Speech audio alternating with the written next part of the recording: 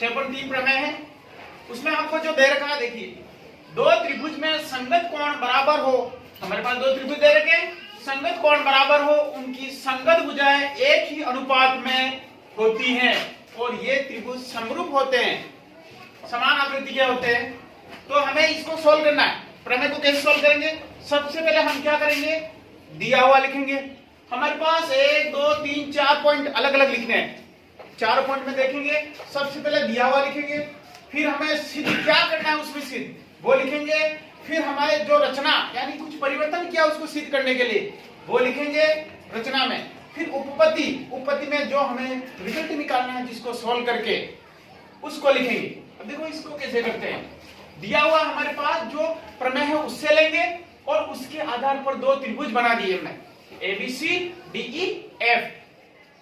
सिद्ध क्या करना है? देखो हमारे पास AB बटे DE, हमें देखो ये भुजा बराबर ये भुजा और ये भुजा बराबर ये भुजा, ये भुजा बराबर ये भुजा, दो त्रिभुज ABC जिसमें संगत कोण बराबर है। देखो क्या लिखा हुआ है, संगत कोण है। तो देखो ये कोण बराबर ये कोण बराबर ये और ये कोण बराबर ये। अगर ये 60 डिग्री का है तो ये भी 60 डिग्री का होगा। ये छोटा त्रिभुज है, ये बड़ा त्रिभुज है, सिर्फ इतना अंतर है और कोण बराबर है, सभी कोण बराबर है।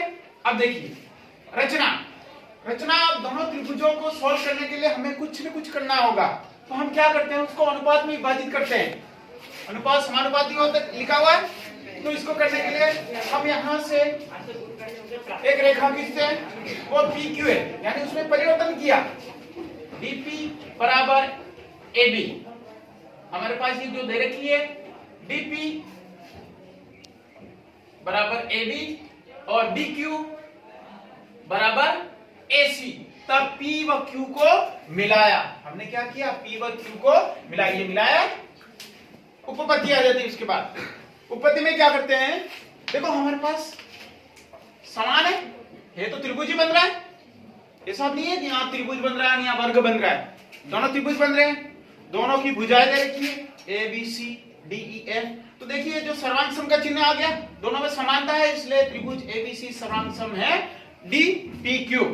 तब हमारे पास कोण भी बराबर होंगे, तो हमने कोण लिख दिए, ये 60 का है तो ये भी 60 का होगा, ये 60 का है तो ये भी 60 का होगा, ये 60 का है तो ये भी 60 का होगा। फिर आगे देखते हैं, जब PQEF प्राप्त होता है, देखो PQ और EF देखो इसके बराबर ही है, समांतर है, इसको पैरेलल लिख देंगे। तब हमारी एक प्रमेय लगेगी, जब ये इसके दो टुकड़े हो जाएंगे, ये बटे ये और ये बटे ये, हमारी आधारभूत समानुपातिकता प्रमेय लगेगी। पहले जो पढ़ रखी है उसी को ही लगाएंगे। तो DP बटे PE, DP बटे PE और DQ बटे EF, DQ बटे EF। जब हम यहां लगा रहे थे यहां भी लगा सकते हैं। हमने इसी त्रिभुज में आधारभूत समानुपातिकता प्रमेय लगाई, ये बटे ये और ये बटे ये। हम इसमें भी लगा सकते हैं, ये बटे ये, देखो DP DE, AB बटे DE, AB बटे D और E, और AC बटे DF, AC बटे DF। और इसको हम यहां से भी टुकड़े कर सकते हैं, तो ये आ गया। इसी प्रकार हम प्रमेय को सॉल्व करेंगे।